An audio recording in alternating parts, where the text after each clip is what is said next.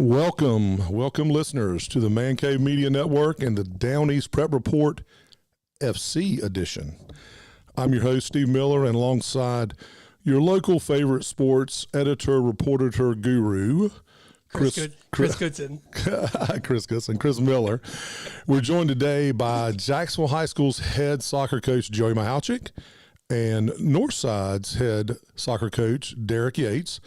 And we're going to preview the 2025 boys high school soccer playoffs that get geared up this week. So, gentlemen, thank you guys for joining us. Yeah, absolutely. Thank you. Thank you for having us. All right.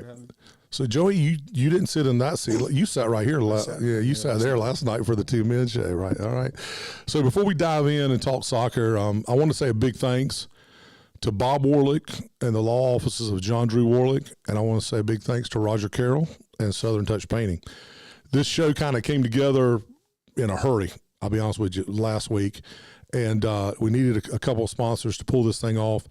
And those two guys, along with their businesses, stepped up and are sponsoring the show, as well as any future updates that we'll have throughout the playoffs. And if there's another show or whatever, they'll be the sponsors. So Bob, Roger, Warlick Law Firm, and Southern Touch Painting, we thank you guys. And all I can say is do business with them.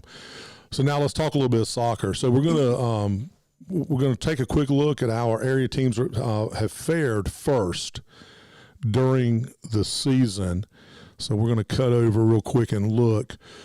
So this we'll start with the Big Carolina 6A conference. Joey, that's your conference, and you guys ended up 9-1, 14-4-2 overall.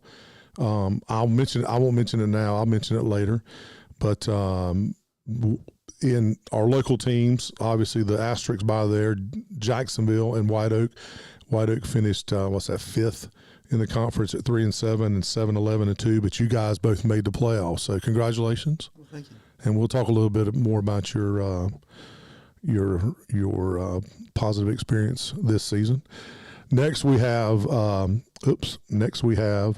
the 5A, 6A conference. Richlands won that conference at 11-1 and 19-2-2.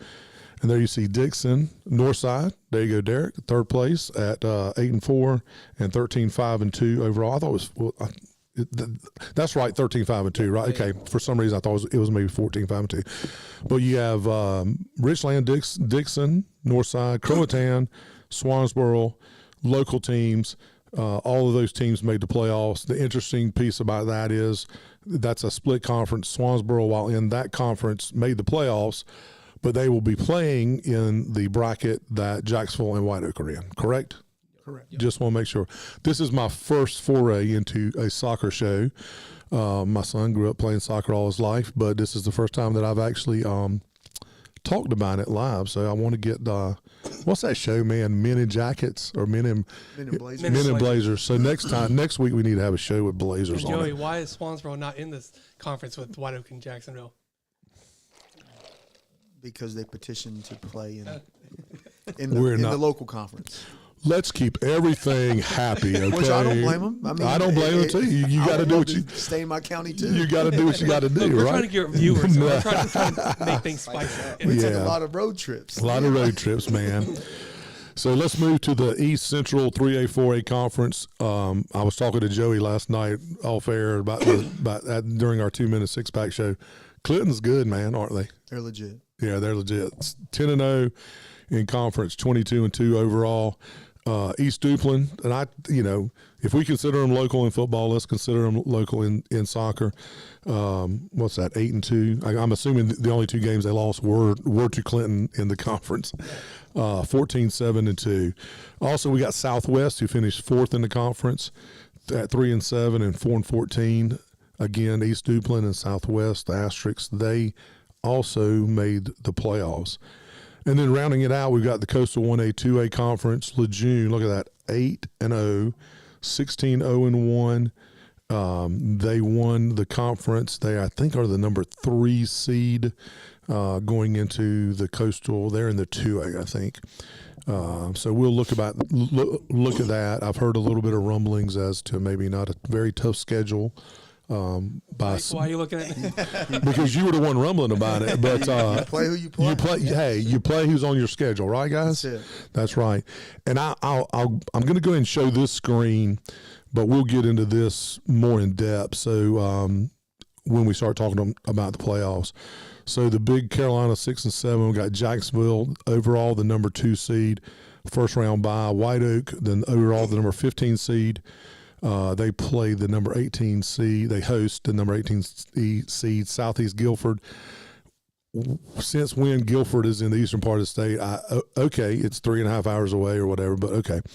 Coastal 5A, 6A. Richlands ended up with the number overall 3rd seed in the east, first round bye. Dixon, number 6 seed, first round bye. Northside, Derek and I were talking about this, number 9 seed.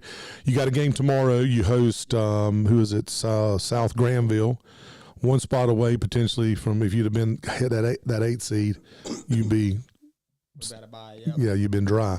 Hopefully it'll stop raining.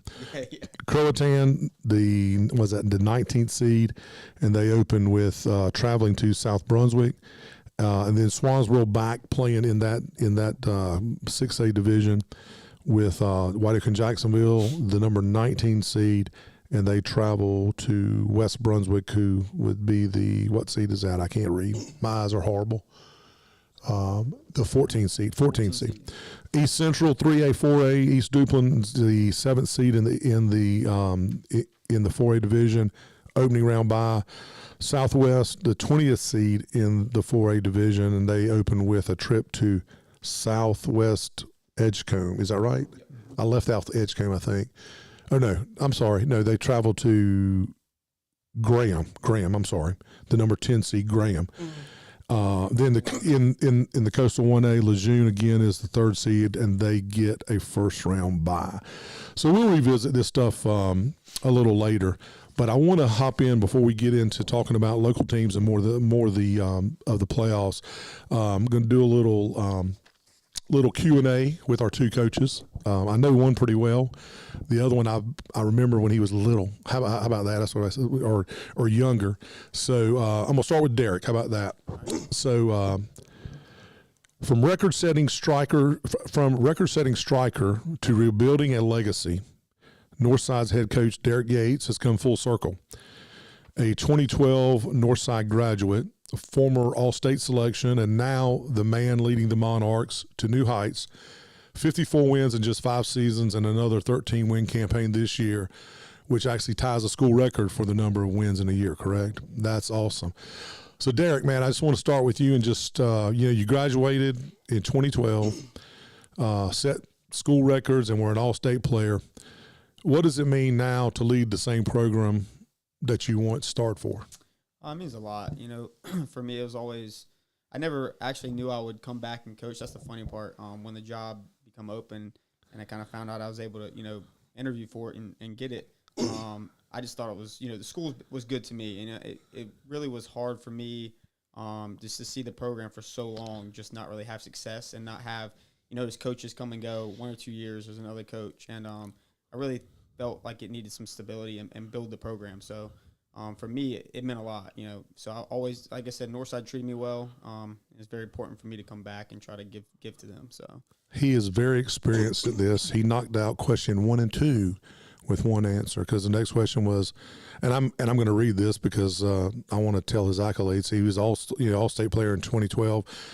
He set the scoring record, school record for 28 goals. And the question was, did you ever imagine coming back? So he obviously answered that question. So I do have a question. Follow up. Go ahead. How salty are you still finishing runner-up as player of the year that 1 year? We were actually talking about that. Yeah. Every now and then he'll bring that up, and I think when I first interviewed you, when taking over as head coach, you're like, and I finished second behind Jordan Cordero for offensive player of the year, and I'm like, man, so me and Jay, that's funny. Me and you call him Jay. We used to, man, like I said, we played. We talked about before. We played when we were real little. We grew up together playing. We started with Southwest, like they had a challenge team, and then we moved all the way up with the 94 Crew team, and so we had that little competition there. And then I remember it used to on the paper they used to have. They don't do it anymore. I think you should do the scores like every week, so you'd have points, goals, assists. And me and Jay would always kind of talk, have some banter back and forth of like, hey, I'm leading this week. He's because me and him were always up at the top, and I think at the end he got me in goals. But yeah, it's like I said, it was good. So. And we were talking again off air before we started, and he mentioned that club team, man. They had a hell of a damn club team. Joe, they were legit, dude. They were legit. He mentioned all the players that played with that team, and they were legit. And the funny thing about that Southwest team, he graduated, and then the following year they won the state championship. Yep. When people didn't think they were going to be as good, but they all got together. I mean, you rally around each other, not having a superstar. Yeah, we talked about that too.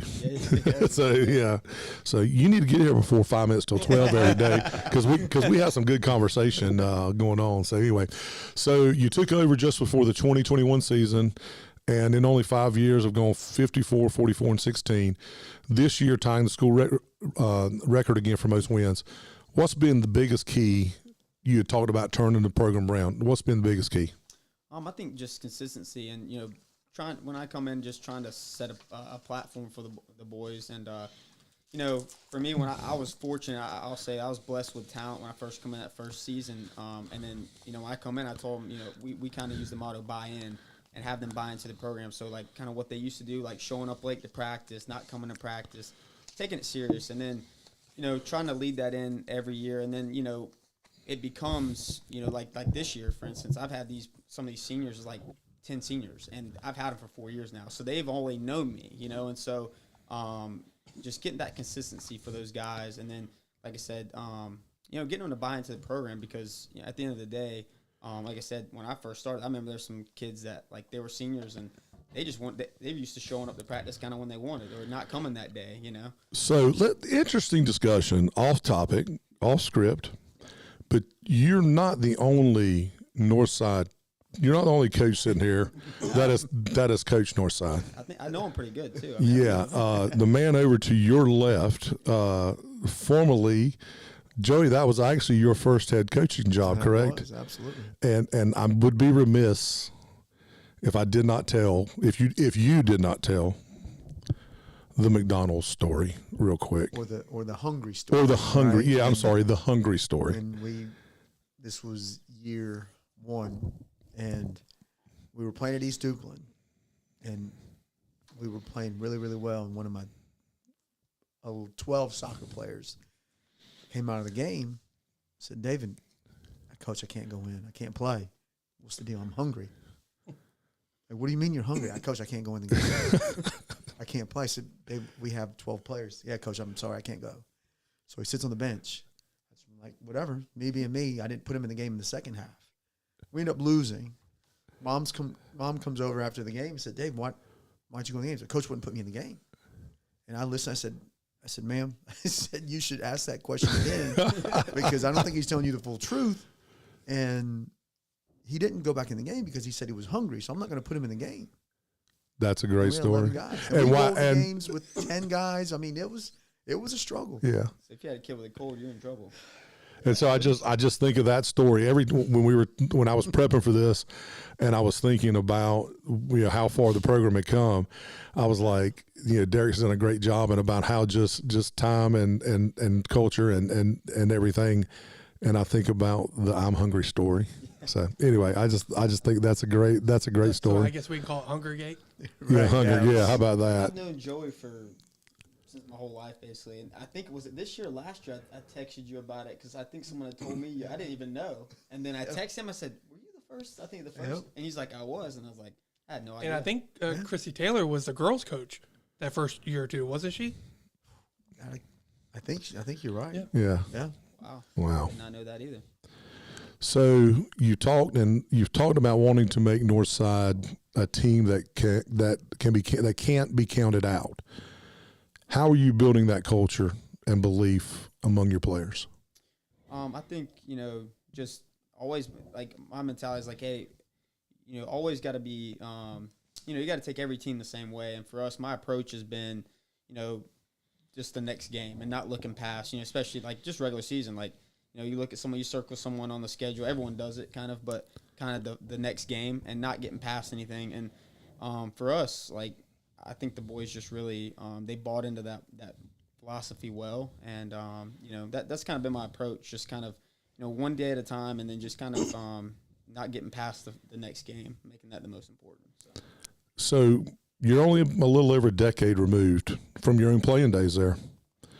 How does that help you? That age sort of closeness help you with the connection with the players. I think that's good, and I think that was one of the key successes coming in, because that group that I come in, I think I was 25 years old when I took over the program, and I was still able to go out there. Not only am I going to tell you, I could actually kind of show you. Still, yeah, you could actually go do something. Yeah. And I still, that's time awesome. to time, I play with them a little bit, but over the years, that's the thing. I would go and play, and I give them that, because trust me, when coach gets in the practice and in scrimmage, they're playing harder than anybody. Oh, yeah. So, they, like I said, and so be able to score on them, stuff like that. So it's pretty fun. Well, who has more game left, you or Alec?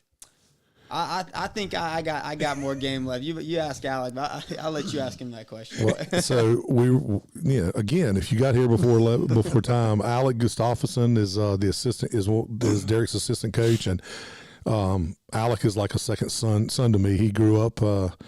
He transferred to White Oak and became good friends with my daughter Spencer. And then when she graduated, Alec was a senior, and my son Gray was a freshman. And Alec took Gray under his wing, so Alec calls me Dad.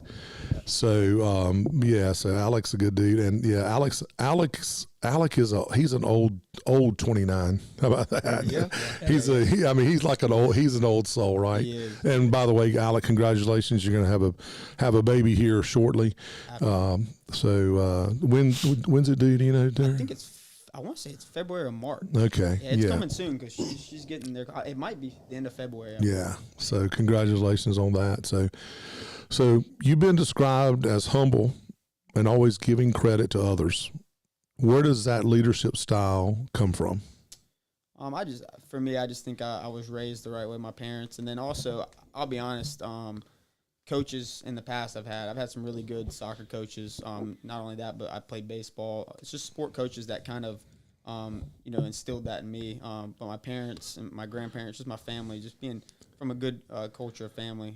But like I said, that's one thing that when I did come to Northside and coach, I think I was blessed with having some really good coaches that kind of helped show me the right ways and the wrong ways. So I think I was blessed in that aspect. Well, I will tell you, I know your mama. She used to work with me at Jones Onslow, and if much like me, if you did something wrong, it ain't because your damn mama didn't tell you not to do it. So I'm gonna tell you that right now. So, as someone who's seen both sides, both the highs and the rebuilding years, what does success now mean to you? Obviously, but is it wins, development, or something more? I think it's a combination of both, but I think at the end of the day, especially at the high school level, you got a very low percentage, realistically, I think Joey count that, are going to play at the next level. So I think it's important for me to make sure that these kids if they get one thing from me and they remember, hey, Coach Derek, I learned this from Coach Derek, or he taught me this, because teaching those life lessons for those kids that they might take that one time in a game or practice to carry that on into their careers, or with their families when they grow up. My goal has always been, like, if you see I see it now, if I see a kid that I coached 5 years ago, 4 years ago, and he still calls you coach, or you see him 20 years down the road, that means he respects you, and you did some right in his life. So that's a great answer, man. So when you look ahead, what do you want Northside soccer to be represented as in 5 years from now?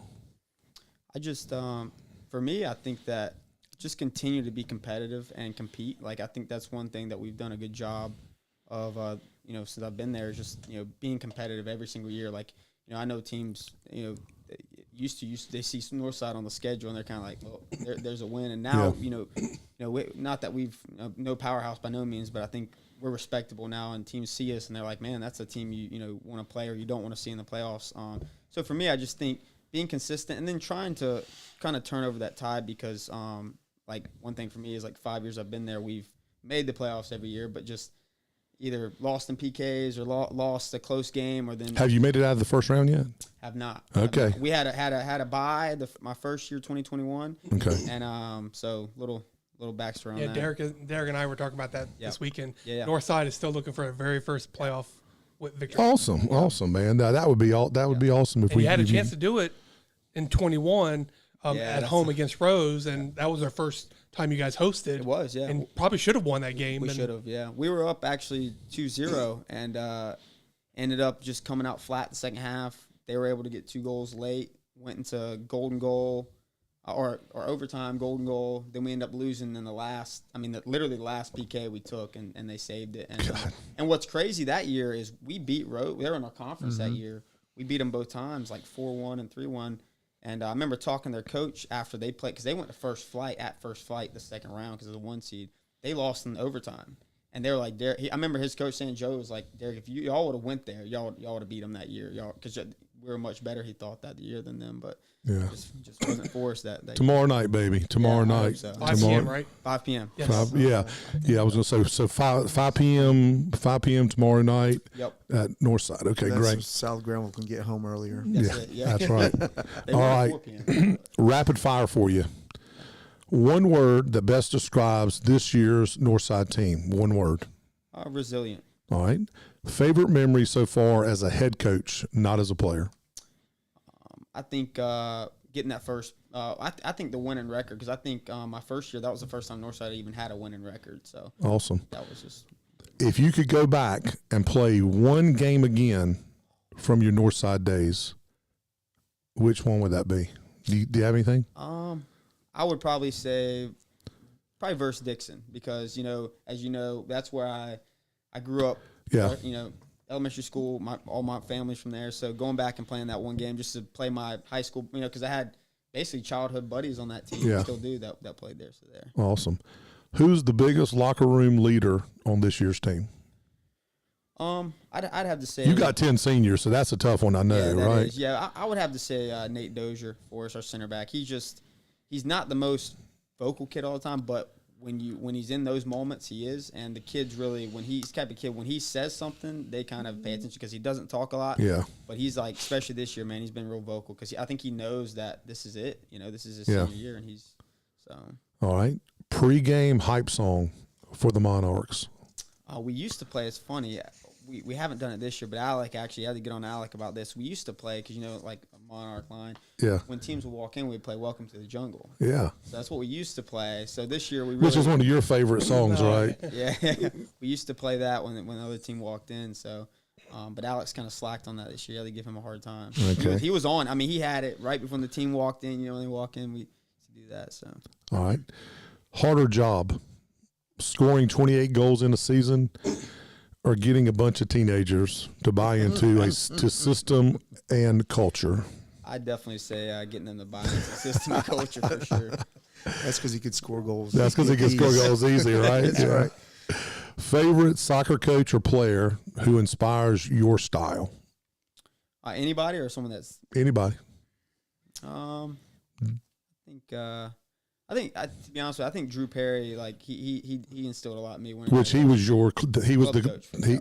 was that club coach, right? He was good and also it was good because I remember it was like a year before he coached us.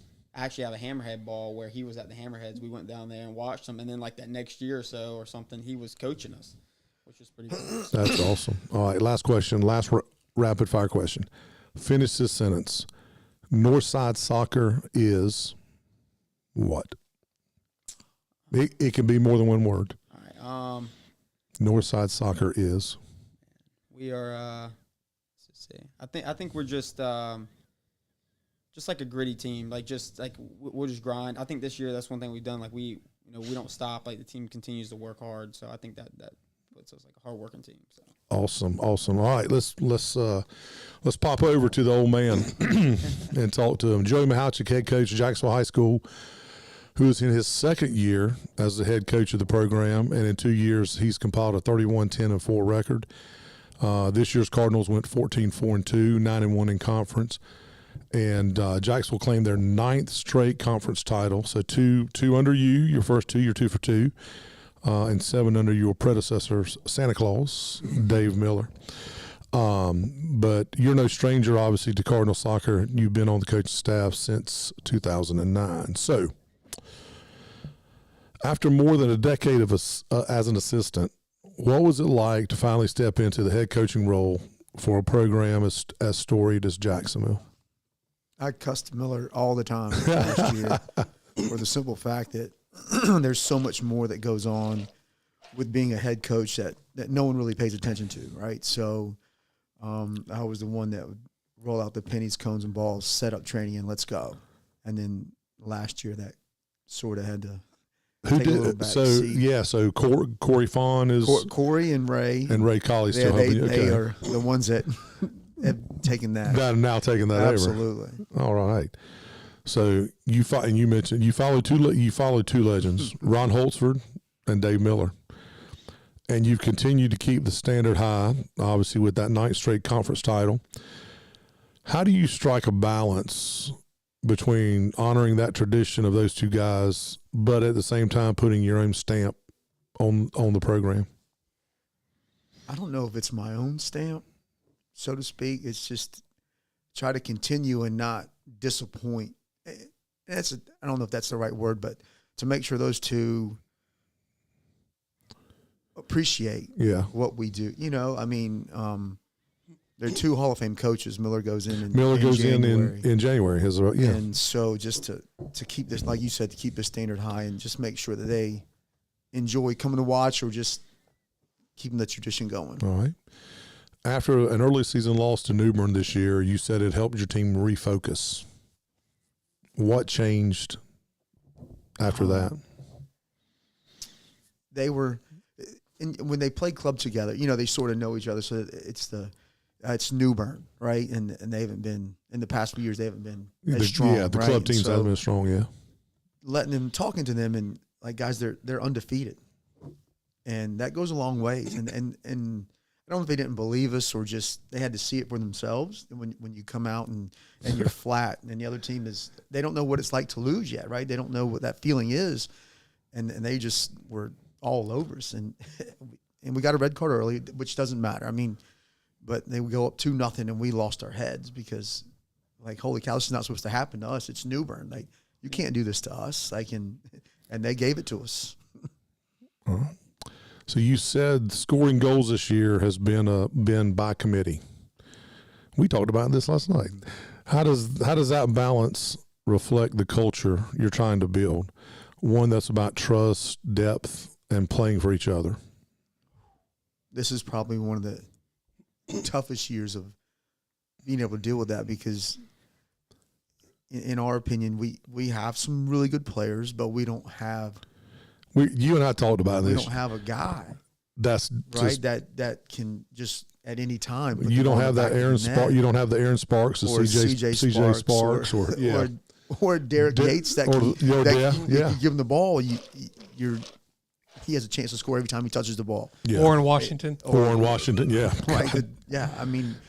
That's why Miller won out of those. Miller just rolled the ball out there and got out of the way. I'm just messing. That's what a lot of people think. And a lot of Jacksonville people will get that Warren Washington joke. That's always been a running joke. Right. And, but that's the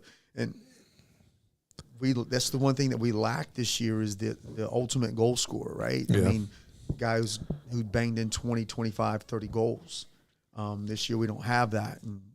But I mean, the boys have adapted, and we can be scary at times. We can attack you from different ways. I went and watched one game. It was a White Oak game, and afterwards I told Joe, I said, Joe, man, y'all banged the ball around, y'all moved the ball around great. I'm like, you don't have that guy up top that you can, play kickball with. Right. No one that can stretch a defense. No one that can stretch defense. You don't have a lot of speed burners. But you find a way to score, right? This is probably, in all the years of Jacksonville High School soccer, we probably connected the most passes. Like this year, I mean, if we were doing soccer meter, remember the old soccer meter? Yeah. Like you sit on the sideline and we connect a lot of passes.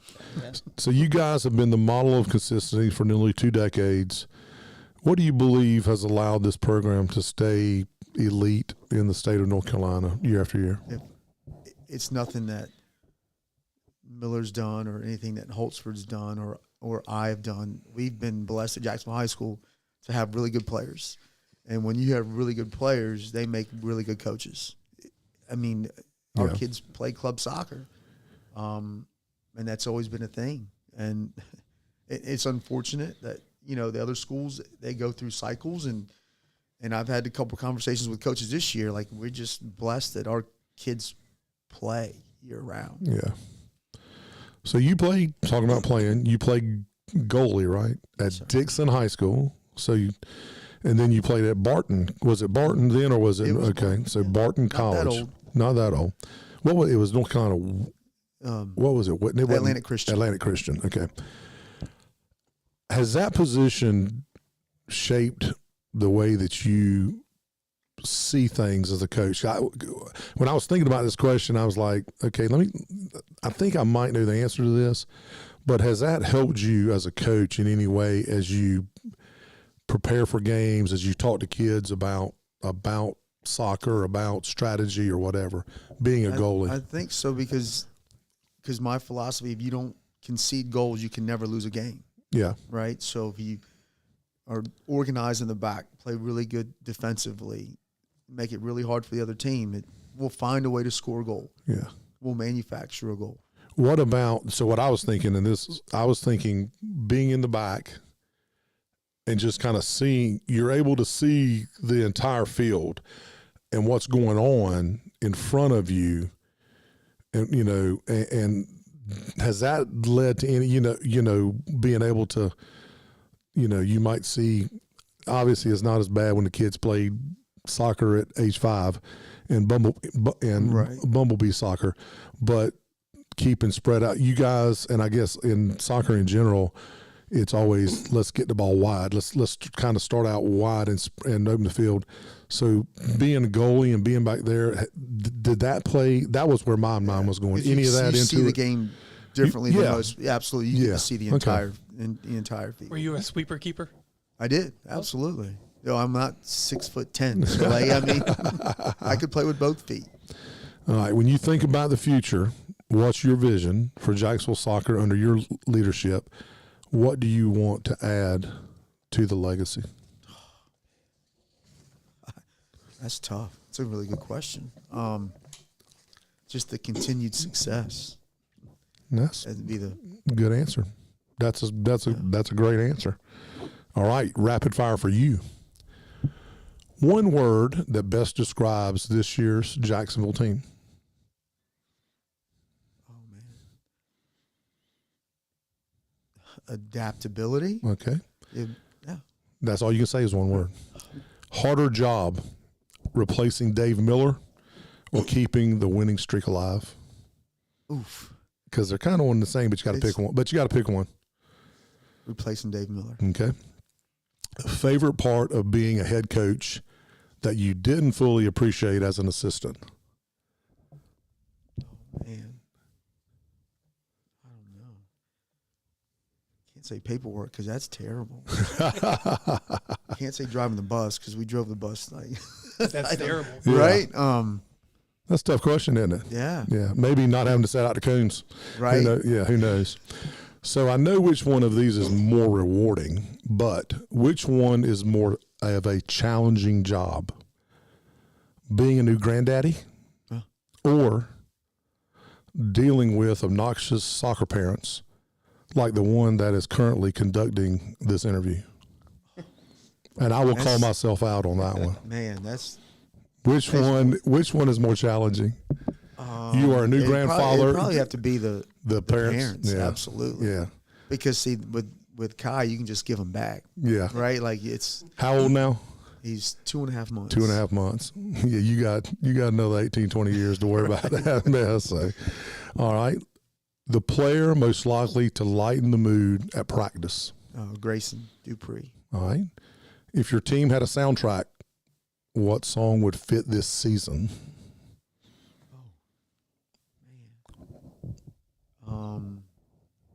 And it can't be Welcome to the Jungle. No, not Welcome to the Jungle. Oh man, I don't know. That's a good question. I've asked you some good questions.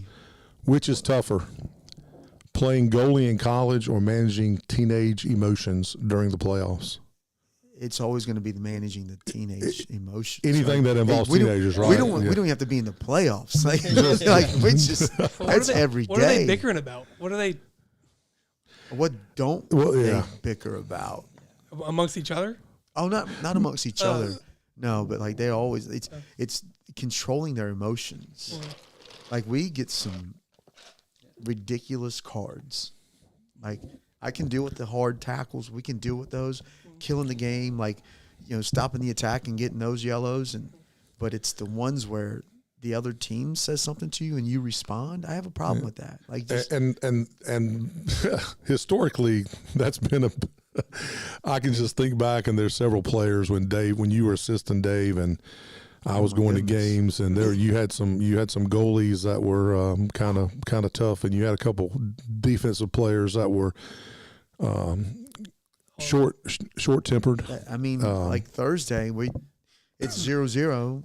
We go into overtime, and we get cards, and I'm not putting you back in the game because you're not going to sit out the first round of the playoffs. So we're down 3 guys because they took it amongst themselves to commit stupid So have fouls. we established that Jacksonville soccer is full of hooligans?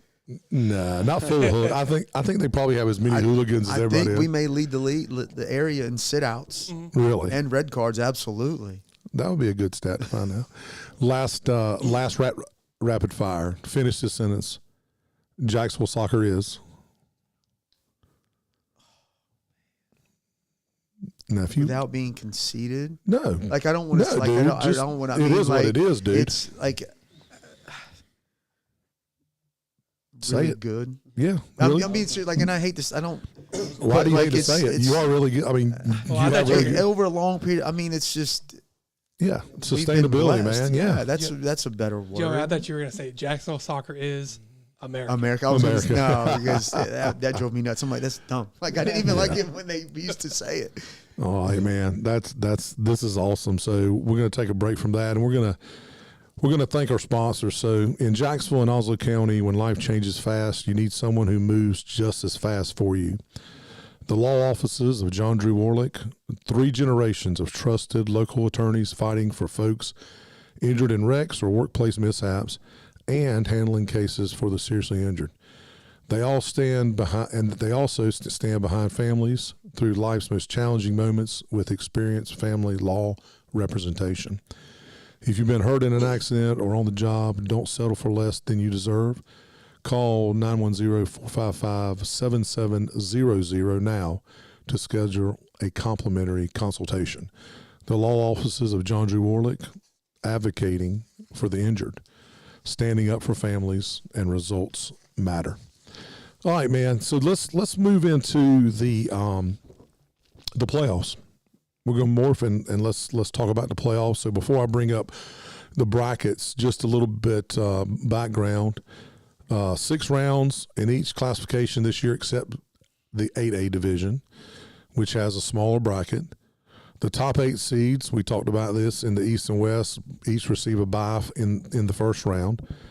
Unlike previous years, and this is also in soccer, and football, top seeds are not decided by conference championships. Seeding is done entirely by the RPI rankings this year.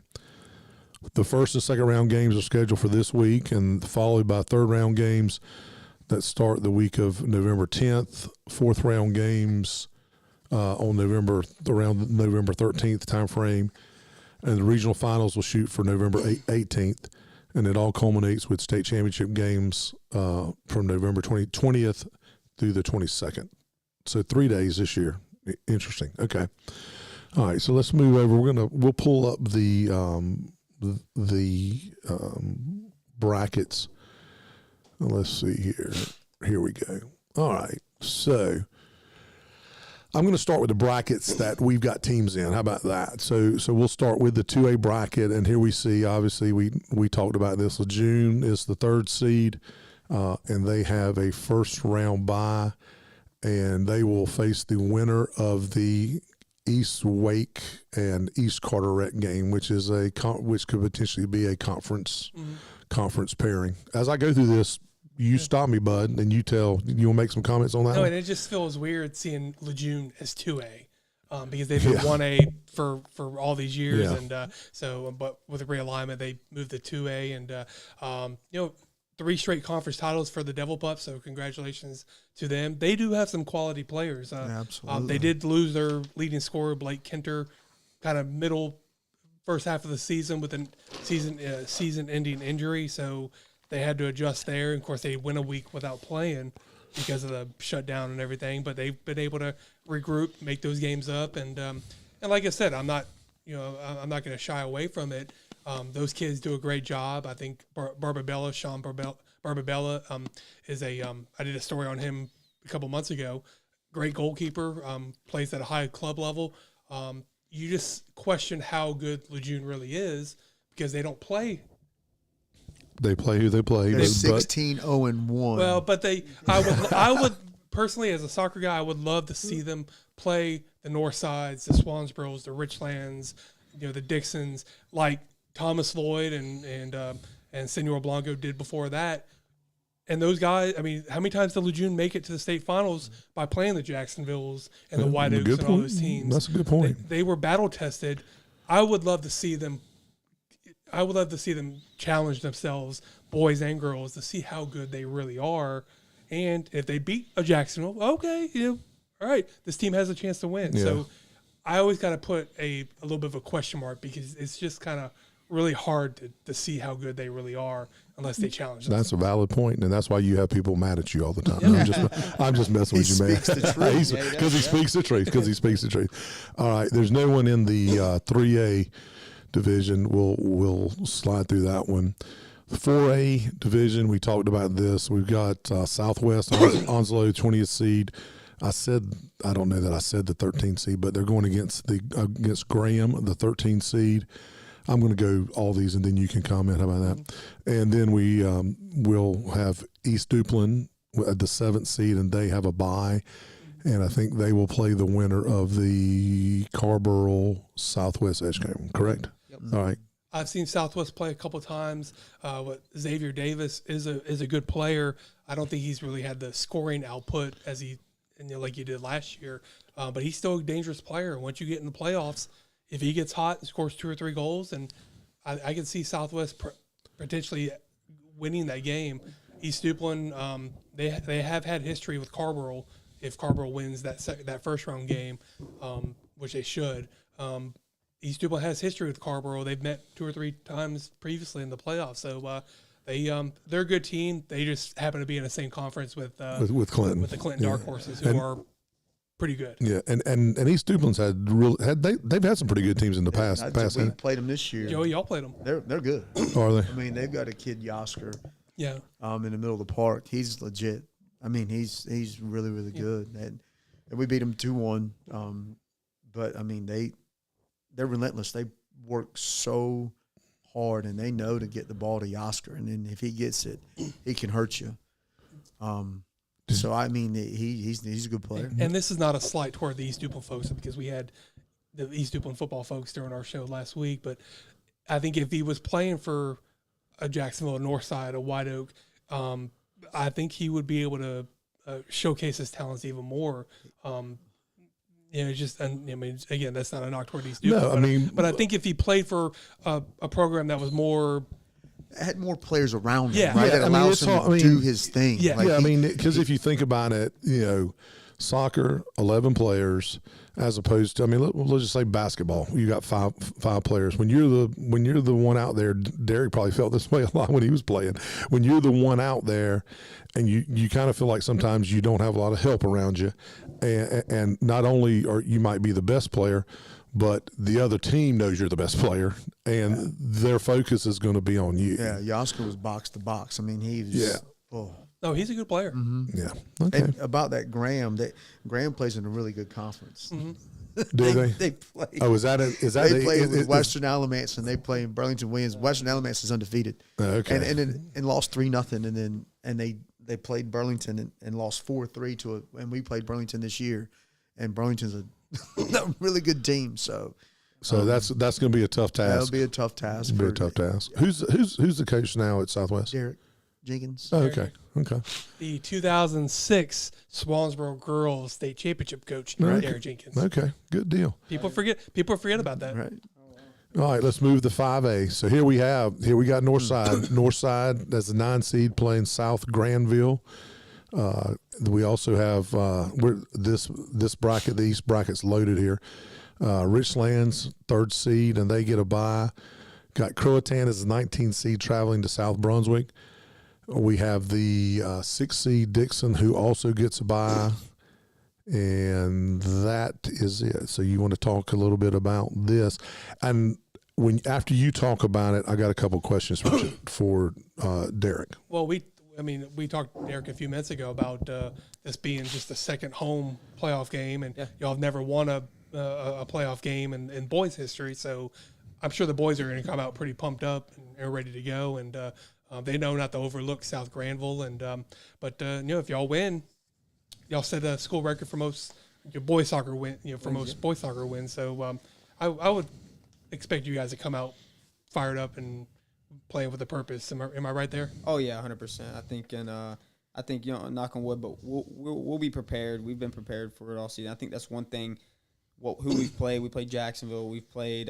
We had a couple rainouts early on, like J.H. Rose got rained out and Union Pines, but our conference set us up. That's one thing I was telling our coaches is like the conference we play in set us up for the playoffs. Like we're not going to see anybody like an Isaiah Benton. You know what I mean? We're probably not going to see anybody like that, right? So, if we do, then we're prepared for it. So. And you and I have talked about this multiple times before and you mentioned Nate. Nate could be the best player on the field without touching the ball. Yeah. He's that good. I mean, he means that much. Awesome. He can be the best player without, so I think people should take notice of how good he really is. Yeah, he's so good. So when you look at this matchup, what are the keys for your team to establish control and set the tone early? I think just like Chris said, coming out, no secret about it. Team's going to be like a 2 hour and 45-minute bus ride. So as soon as they come off, we got to jump on them right away. And I think not changing our identity, right? Because one thing is you got to be careful with. It's like, not trying to be nervous or panic in the playoffs. Like just play normal. And I think another thing that's important that I always look at is all my seniors, this is their 4th playoff game. We haven't won one, but now they have that experience and they have that 3 years of feel of when you lose, that's it. And I tell them, like I told the juniors after we lost last year, I said, you seniors, you see those seniors how they feel right now. Remember this next year, because when you get in the playoffs, you lose. You're done. That's it. That's it. So you may have answered once again my last question, but so what's the message to the team this week? What do you want them to think when they step on the field to start this playoff run? And I'm going to say it: start this playoff run. Right. Yeah. What's the message? Just like be yourself, be ourselves, our identity, what we've been all year, and then I always tell them at the end of the day, man, if we get outplayed and we get beat because the team was just better than us, we walk out of there, everybody head held high. That team was just better. Yeah. But I think for us, it's just making sure we capitalize on every moment we get. That's a big thing. So. Awesome. All right, so we talked Northside. Any discussions? Richlands, Croatan. It looks to me, just quick look, that as teams win in that conference, they're going to be cannibalizing each other. They're going to be potentially playing each other, right? Well, Richlands. So they won the coastal title, first conference title for Richlands boys since 2006, and first outright title since 94. Or 96, because that was the first year they went from 1A to 2A. So great season for the Wildcats. I mean, Derek mentioned Isaiah Benton. At the season ended now, you have to say maybe he's one of the leading candidates for Area Player of the Year. He's that good. Early in the season, they were content on pushing the ball forward and putting their defensive line, their back line in a very tough spot. That led to them winning a lot of games, 6-5, 4-3, games like that. But their defense has really come on strong lately. So if their back line can continue to play well and Benton and other guys continue to create those opportunities, Richlands could be a dangerous team. But a potential Croatan Richlands second round game could be fun. That would be fun, right? Yeah. Thursday night, I see Croatan getting past South Brunswick. Yeah, for sure. I mean, because Croatan is battle. tested. I don't think anybody wants to play Croatan. Absolutely not. So Derek, tell us. So we were talking, obviously, again before everybody got here, and two of Crotan's best soccer players are playing football. Of course, we know about Cannon McBride, but Andrew Boucher. Yeah, he plays club soccer for you, right? Yeah, he does. He plays my 08 Jazz Premier team, and that kid, I think he scored. I want to say it was like 19 or 20 goals this year. He's our leading scorer, and I had Isaiah Benton on that team as well. And Andrew's he is a different player. He is just unreal. I mean, to me, not only was Andrew, I think he would be the best player for Croatan, in my opinion, but I think a lot of nights he'd be the best player on the field. You know, that kid's he's unreal. It's so crazy to think that those two guys,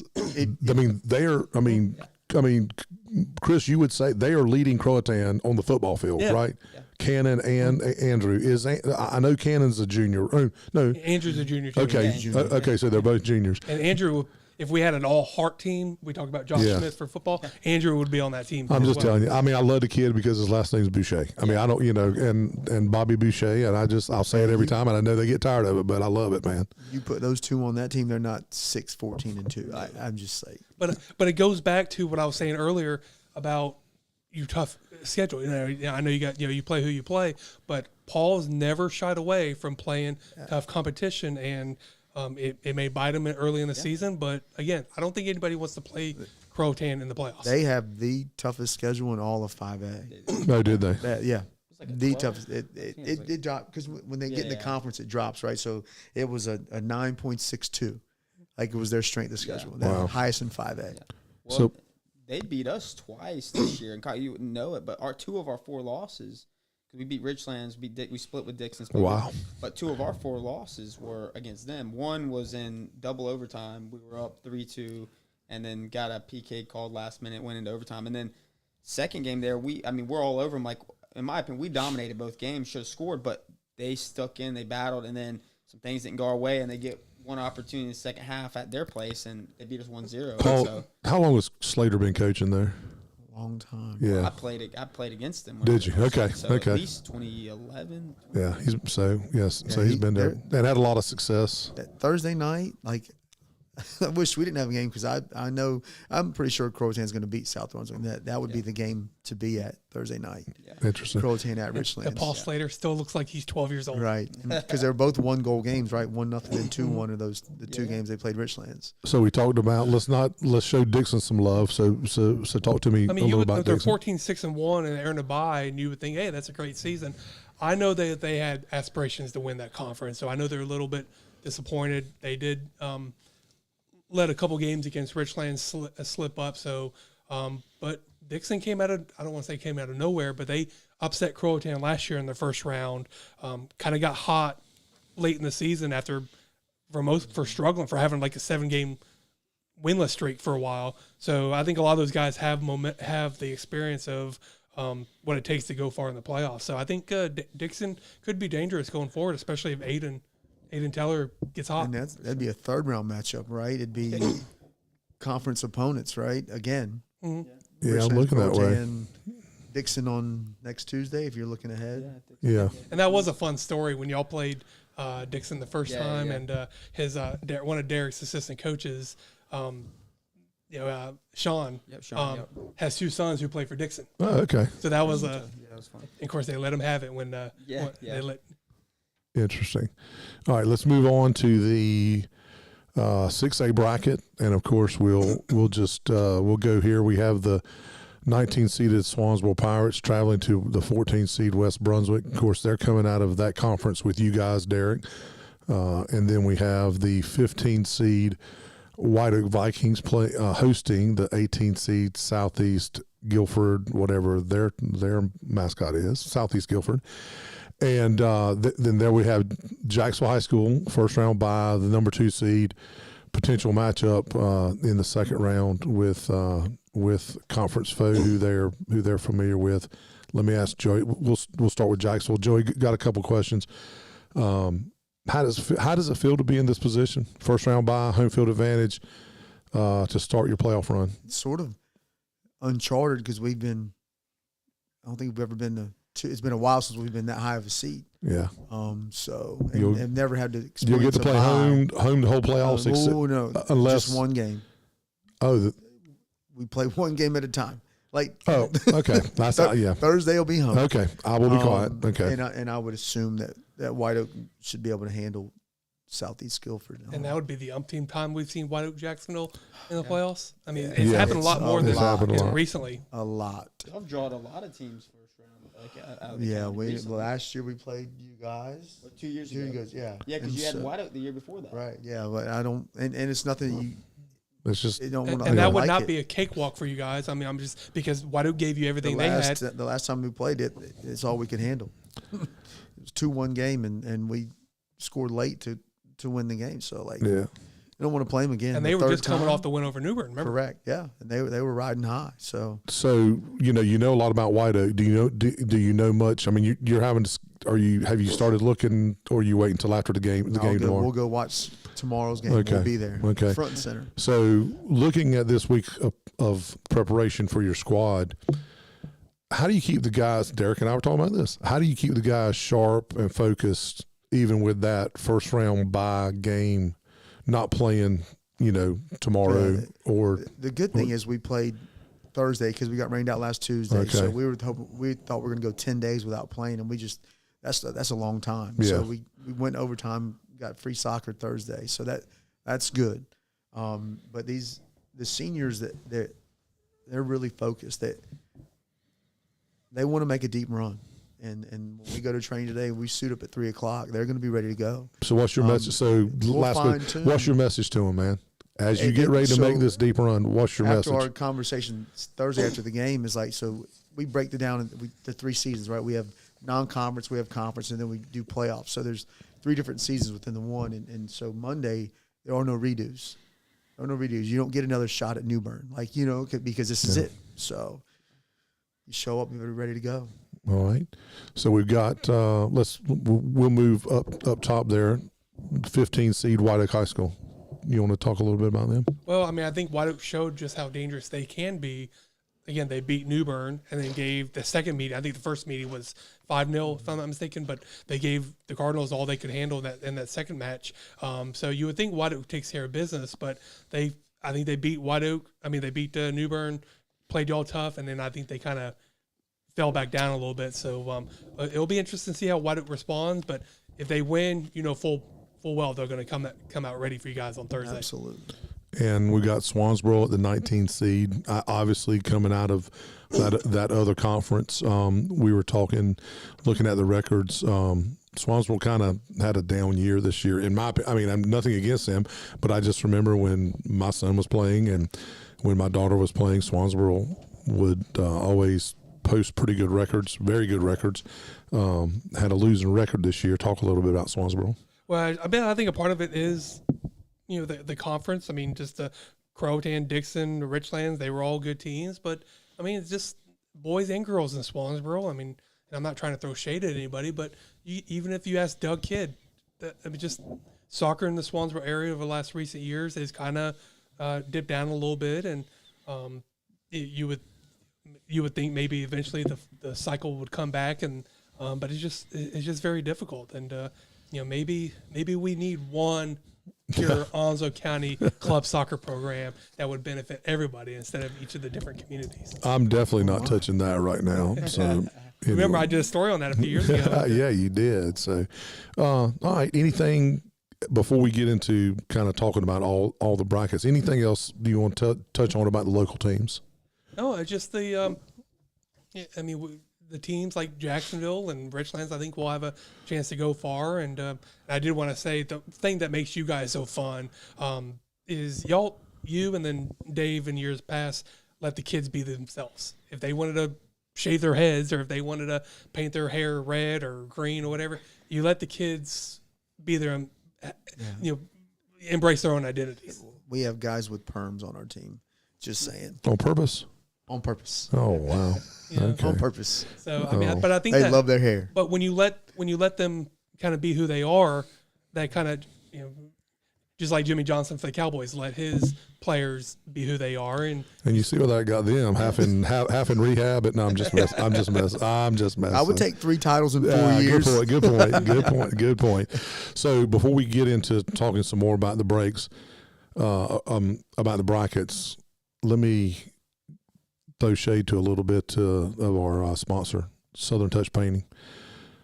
Giving your home that fresh, flawless look, that's the Southern Touch difference. Whether you're repainting inside, refreshing your exterior, or need general maintenance, Roger Carroll and his staff treat your house like it's theirs. Licensed, insured, and reliable, and they're right here in the neighborhood. For quality you can see and service you can trust, call Southern Touch Painting and Maintenance today. Schedule your free estimate at 910-915-9868 or visit southerntouchpaintingandmaintenance.com. Southern Touch, where your home gets the care that it deserves. And I can speak from experience. Any painting that is done inside this home is done by Roger Carroll and his staff, and they will actually be out here the week before Thanksgiving doing some painting before my mother-in-law comes to town. So, Roger, thank you guys, and again, thank Bob Warlick for sponsoring this. So, now, man, this is just kind of open-ended, so I thought we would give you guys a chance to talk about the brackets in general. More beyond just the area teams. We can go to whatever brackets that you want to go to, either side. You tell me, and I'm just going to control the mouse and move to where y'all want to go. So I know I would compare the 5A East to our 6A West. Yeah, right? You and I were talking, right? Like, I mean, the RPIs, the conference that's in this area, it's it's really, really good. Like, any team that they play that's not in the conference, it's going to be a war. And I like our teams here. So, unfortunately, they got to play each other early. But I like any team. Like, Derek's going to get his first win tomorrow, and he's going to get his second win on Thursday. I mean, I'm just looking at they're going to get it done. So Derek says you guys are going to go on and win a state championship. Like our our 5A East is strong. It's really, really strong. So looking at with our team, So looking at the 6A West, like you talked about, so AC Reynolds is the number 1 seed in the West. And we played them this summer. Okay, we played them in the summer, and that's what I wanted. Okay, like their load. Watauga's the 4 seed, I believe, and we played them. And we got to see Charlotte Catholic, who's at the Kickoff Classic. They played right next to us, and we got to watch them play. Like, Asheville's always potentially had good teams. TC Robertson always has had good teams. They're a little down this year. But Mount Tabor is a force. I mean, they're traditionally really, really good too. So we were looking, seeds. So I was looking at the RPIs when they were mixed, intermingled, and it was everybody. And out of the top maybe 20, I kept seeing this 6A, and I kept looking. I was like, damn, man, that team's in. Okay, they're in the West. Okay, right. They're in the West. Yeah, so when you look, it takes a while to get to an East team. Like in the 6A, it takes a while to get to East. Yeah. East Chapel Hill, I think, is the first East seed that you. Yeah, I think you're right. East team that you get to. Well, besides Middle Creek. Right, Middle Creek's too. Creek. Yeah. All right. Who else you want to talk about? You want to talk about 7A, because we played New Hanover. Let's talk about some. We scrimmaged Ashley in the beginning of the year. I think Ashley's the number 2 seed. I think New Hanover, right? And then New Hanover's the number 3. So that'll be really. Those 2 teams are really, really good. And Chapel Hill's the 4 seed. Where is East Chapel Hill? Are they? They're the 3 seed in the 6A East. In the 6A, I remember. I have nightmares. I have nightmares of playing East Chapel Hill. That was Gray's senior year of. I see Cape Fear's been rolling too. Cape Fear's been, and that's a team that Paul went and drove. I think they drove to Cape Fear and played them this year, and I think they tied. Tied 1-1. Right, so Croton's going to be ready. And there's New Bern as the number 9 seed in that. And they have a guy that can, if they defend really, really well, like they've been doing. Hey Steve, go back to the 6A really East, please. Okay. And I was just saying. In my opinion, I think they're a good team. I just felt like they might have peaked a little early. You know, like maybe in my opinion, like they were playing really, really. What were they, like 8 or 9-0, 10-0? Yeah, 10-0. And then I think they kind of lost. They had a couple losses there, but you know, now hopefully they're trying to get it back and going maybe. So. Well, you know, and I know Joey, I don't mean to jinx you or anything, but I'm looking at the brackets, and I remember in previous years when we just had 4 classifications, which made things tough already. Right. But you knew, okay, well, if Jacksonville gets this far, they're going to play this team and play. You're going to play East Chapel Hill or Chapel Hill in the regional final or our first flight in this round. And so with the realignment and everything kind of spread out now, there's not really that one team that you can kind of pinpoint. Okay, well, if Jacksonville wins this game, they're going to play this team or that team, because it's just it kind of makes it fun, but it kind of, you know, I do kind of wish they'd go back to the way it was. We'll get to play some different teams, hopefully, you know, which is nice. I mean, I don't know if we've ever played, I think Northern Nash. I think that's who the that potentially could be your third round matchup, right? Northern Nash. A bunch of different teams. There's Scotland. I mean, they're a football school. Yeah. I think Yates Rose drew them first round. They did. But y'all played was it East Chapel Hill or Chapel Hill that y'all played maybe 3 or 4 years straight in the regional final? Chapel Hill. Yep.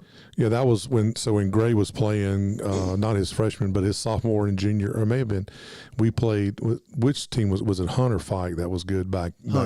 Yeah, we played. They knocked us out of the playoffs two years in a row. And Gray had a buddy that he played ODP with. That kid Cooper. Right. That was real good, and he played ODP, and they were best buddies. And Gray would, as soon as Gray started looking at the draw, he was like, "Damn, Dad, we got to play Cooper and then potentially third round again." This was the second year that we had played them. So it is kind of cool to see different teams, kind of going at it. So, so anybody in the 8A that you guys play? We played Laney. They're the number 2 seed in the 8A. Okay. And Hoggard's the number 1 seed. Y'all didn't play Hoggard? We didn't play Hoggard. Yeah. We don't want to see any of that smoke. So that's a smaller, that's a smaller bracket, obviously. But that's a pretty on fire bracket right there. I mean, I see a lot those are traditional, right? So the Broughton, Green Hope. Those are the Leesville Road. Myers. Those are heavy hitters, man. So because you have no, this is no bullet board material coming out of this. Who wins the 8A? On paper, East paper, Hoggard. East versus West. So Hoggard versus who out of the West? You know the West? I would probably go, Hoggard and Myers. They picked Friendships pretty good too. We played them last year. Legit. Are they legit? Okay. They weren't too friendly. No rooting dogs in the 7A. So who plays in the who plays in the East and who comes out of the East and who comes out of the West? I don't know. Marvin Ridge has traditionally had good teams, haven't they? They beat us in 2013. That was such a wild game too. That was awesome. If CJ got hurt early, and then y'all fell behind 3-0. 4. No, we were up 1. Yeah. Went down 4-1 at halftime. Right. And tie at 4-4. Went down 5-4. Tied at 5-5. And then gave up a goal with 3 minutes to go to lose 6-5. Wow. It's one of the most epic games I've ever been a part of. Lake Norman has always they've had really good teams. Really good. Yeah. We lost to Lake Norman too in sudden death in 06. I think Ashley and New Hanover could possibly win the East too, though. I think, those two teams, I mean, because y'all played New Hanover. We did. And they got some guys up top. I know some people that's played them. I think I've seen some film on them. They got some guys. They've got some guys. Their attack is unreal. And if they're all healthy, they are a load to I mean, they're tough. They're the 3 seeds, so they have a pretty good. They have a good draw. We won't go in the 6A because we have vested interest unless you guys want to talk. I mean, look, I'm just scrolling, man. So Middle Creek AC Reynolds. Middle Creek AC Reynolds. There's 1 seed that's going chalk. Oh, yeah, that's going chalk. What about the there was a stop yep. Right here? Yep. Okay. No, I'm just saying Dixon gets the first round bye. We think Croatan wins, but then Fike Fike and Dixon can play each other, and you know how I'm going to go and throw shade. You know how the Wilson people lose their minds over playing Onslow County teams, so they're going to be more so Jacksonville and White Oak. But anytime they have a chance to knock off an Onslow County team, they they act like it's the World Cup final. Well, for my opinion, for the 5A East there for us, right? I kind of feel like we got, in my opinion, I like where we're at because I personally think, just my opinion, I think in the East, I think Western Alamance is the best team. That's my opinion. I do. And so I think that side, Dixon, you got to look, Dixon, Richlands, Croatan. The bottom half, the they'll bottom. be with Western Alamance. Yeah. And not CB Aycock's a great team, but in my opinion, we played Western Alamance in the first round last year, and they won the state championship. They were down 3-0 to, was it Asheboro? To Asheboro. And come back and won 4-3. And they didn't lose a whole lot. Yeah. So It just reminds me when all those Northside and Swansboro and Richlands and all those teams were in the East Central all those years ago. I mean, how many times did the Final Four in the East were all all those teams? Yeah, I would agree, Derek. I like You like your draw? top half of your draw. Yeah.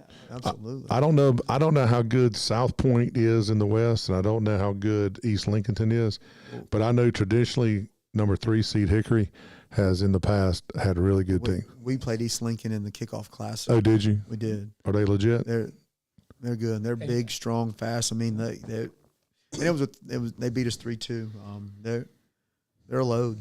And y'all have that week. and y'all have experience with Hickory as well. We do. You beat them once and they We're lost. 1-1 against Hickory. I was gonna say I thought I remembered you guys playing Hickory. Yeah. That's That was what 2012 we won, and then we lost in 2022. That was the handball Heatherly. Right? And went down a man. You went Yeah. down. You went down a man. Buddy Chris, Yes.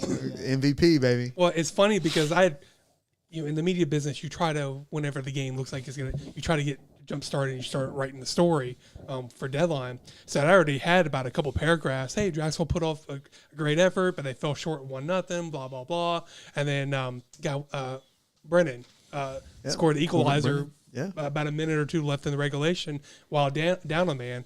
And then Chris ends up scoring in an extra time for the state final. Yeah. What was that, Chris Santos. Zactos. He's our assistant. And he that helps was us. that was at NC State, wasn't it? Yeah, I was there. I remember. I was there supporting you guys. I do. Yeah, I do remember that. So, And I think that equalizer, because y'all jumped right on in overtime. Yeah, it was unreal. Like, it's never make it easy.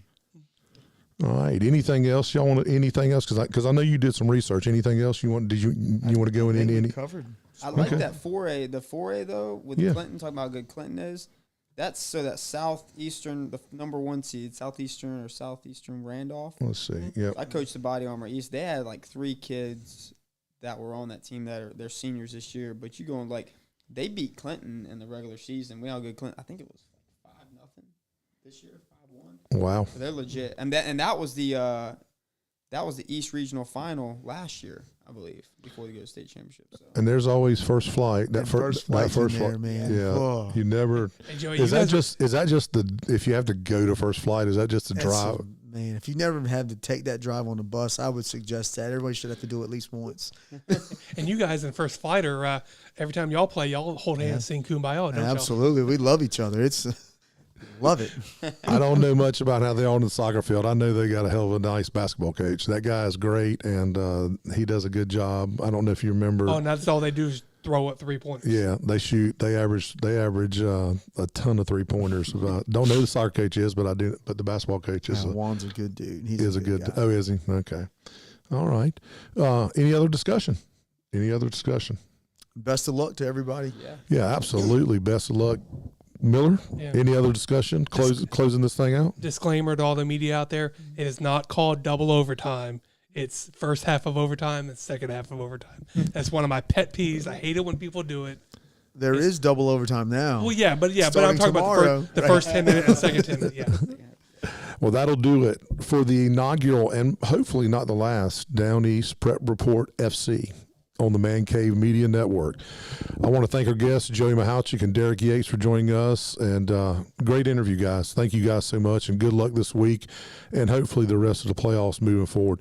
And, of course, I want to thank our sponsors, Bob Warlick and the Law Office of John Drew Warlick, and Roger Carroll and Southern Touch Painting. So again, I have no clue if we're going to have another full show like this or not in the coming weeks, but I will definitely tell you this. We'll keep you guys up to date on how all of the local boys soccer teams are going and are doing and are faring in the playoffs, whether it be on social media, which you can go to the Man Cave Media, NC, Facebook, X, Twitter, whatever, Instagram, or we'll keep up and give you postings on one of the Man Cave Media Network shows. So, and speaking of the shows, we'll be back in 2 days, Wednesday, again, 12 p.m., again, here again, for the Down East Prep Report. I guess we're going to have to call it the Gridiron Edition. Brought to you by Marine Federal Credit Union. We'll be recapping the final week of the high school football season and revealing our Down East Heating Player of the Week and previewing the football playoffs that start on Friday. And you said there's 5 games. Is that correct? Yeah, only 5 teams. 5 teams. And nobody's at home in the first round. Nobody's home. The 2 teams that made the playoffs that got Jacksonville, Northside buys, right? Jacksonville, Northside, East Duplin, and Crowton have buys. Okay, have buys. So the five games. We'll also be joined by first-year head football coach Southwest, Zach Garvey, and we're waiting to find out who the player he's bringing with him is. But we'll talk to Coach about his first season and now his first run into the playoffs. Yeah, that's it. So here's a question: will he wear sleeves on Wednesday? Oh, I got a question. I don't know. He don't like to wear sleeves. Oh, he doesn't? No. Okay, I did not know that. You got a question? No, I'm going to ask that. You're going to ask him about that. All right. So that's it. Thanks for watching the show, and keep watching the Man Cave Media Network.